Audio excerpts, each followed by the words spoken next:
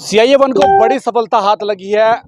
Petrol pump की लूट की वारदात को अंजाम देने वाले 5 आरोपियों को पुलिस ने गिरफ्तार किया है। पुलिस की माने तो ये लोग बड़ा हादसा कर सकते थे और मौके से जाके कई हथियार बरामद किए गए हैं। फिलहाल इस पूरे मामले में CIA-1 के SHO दीपक कुमार पूरी जानकारी दे रहे हैं। आइए क्या कुछ कहा है, सुनिए उनकी जुबानी।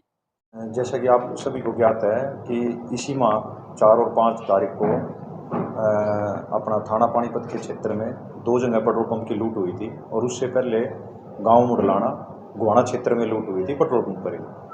तो उन पेट्रोल पंप को जो वारदात हुई थी उनकी CCTV फुटेज को चेक करते हुए हमने अपनी अपराध शाखा प्रथम की 3-4 टीमें लगा रखी थी, जो लगातार 7-8-10 दिन से लगातार इन्हीं वारदातों पर काम कर रही थी। तो कल रात को भी गांव नैन के आसपास हमारी CIA प्रथम की एक टीम मौजूद थी, अंग्रेज सिंह के नेतृत्व में निरीक्षक हैं। तो वहाँ पर जो फुटेज को जो वो दिखा रहे थे लोगों को, तो वहाँ से उनको किसी गुप्त सूत्र से जानकारी मिली कि इस प्रकार की वारदात करने वाले और जिस व्यक्ति की हम पहचान सुनिश्चित करना चाहते हैं, ये व्यक्ति गाँव नैन से परडाना जाने वाले रास्ते पर खड़े हैं।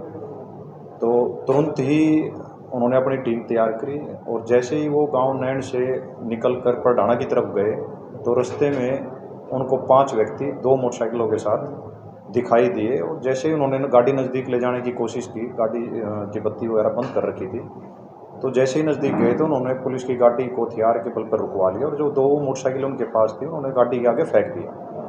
तो जब गाड़ी की खिड़की खोल के पुलिस ने उतरने का प्रयास किया तो उनको पता चला कि भाई पुलिस है, तो खेतों की तरफ दौड़ लिए। तो पुलिस ने पार्टी ने बड़ी मशक्क़त के साथ खेतों में भागते हुए उनको काबू किया। तो काबू करने के बाद उन 5 लड़कों में से 2 लड़के हैं वो गांव भूसाना के रहने वाले हैं, गुहाना क्षेत्र में ही आता है। एक लड़का जो है इनमें प्रवीण, वो गाँव समानका का रहने वाला है, ये भी गुहाना क्षेत्र में आता है। और 2 लड़के और हैं, सागर और विक्रम, ये दोनों लड़के मातन गांव के रहने वाले हैं, ये भी गुहाना क्षेत्र में आता है। तो इन सभी के पास 5 हथियार थे और रोंद थे, लोडेड पिस्टल थी इनके पास। इनमें 2 गन हमने 2 बैरल वाली डोगा गन, एक सिंगल बैरल की SPL लोडेड, एक पिस्टल और एक इनसे कट्टा बरामद हुआ है। और इन तीनों ने 5 व्यक्तियों ने अपनी इन तीनों अपराधों में अपनी संलिप्तता कन्फेस कर ली है। आज इनको माननीय न्यायालय में पेश किया गया था और जो है 1 दिन का रिमांड हमने लिया है ताकि असले जो आए हैं उसका जो सोर्स है उसको अच्छी तरह से क्रैक किया जा सके। इसमें जो बेसिकली जो अभी तक जो बात सामने आई है, रोहित नाम का लड़का जो गांव भूसाना का रहने वाला है, ये पहले नरेश नाम का व्यक्ति है गांव भूसाना का ही, जो शराब का ठेकेदार था, उसके साथ काम करता था। तो उस दौरान जो रोहित की जो अनदर गैंग था, जो अनदर जो शराब के व्यवसायी थे, उनके साथ झगड़ा हो गया था। तो रोहित के खिलाफ थाना जुलाना में मुकदमा दर्ज है, ये 2021 में दर्ज है। तो इसके बाद रोहित पर भी हमला किया गया था और 2022 में रोहित को काफ़ी चोटें मारी गई थी, उसका पैर भी तोड़ दिया था। तो रोहित ने उस वारदात का बदला लेने के लिए अपने ये 5 आदमी थे जो इसके साथ, जो 4 साथी थे, एक तो गांव का ही रहने वाला है और बाकी 3 है, इन सदस्यों को अपने साथ मिला लिया।